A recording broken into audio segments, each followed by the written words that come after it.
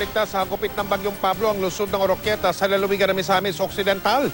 Ang ilang residente ay lumikas na dahil sa mga alon sa dagat na halos kasing taas daw ng bahay. Nakatutok si Ian Cruz. Nakatikim din ang hagupit ng bagyong si Pablo ang lungsod ng Oroquieta dito sa Misamis Occidental.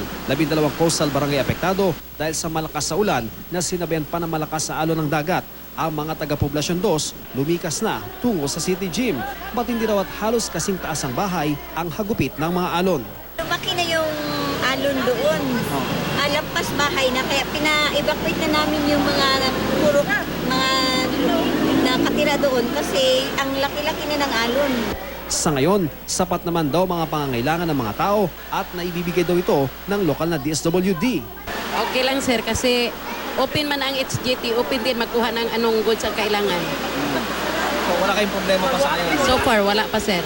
Sa ngayon, 7 evacuation centers pa ang puno ng mga pamilya mula sa mga apektadong barangay. Marami rin ang patuloy na lumilikas. Wala pa rin napaulat na sugatan o nawawala. Sa katabing bayan ng Aluran, nakadaong sa dalampasigan ng bangka ng mga mangingisda. Tansya nila, baka sa susunod na linggo pa raw sila makapalaot dahil sa tindi ng alon.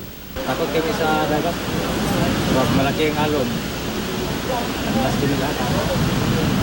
Wala kaming tirahan. Mula rito sa Oroquieta City, Ian Cruz nakatutok, 24 Oras.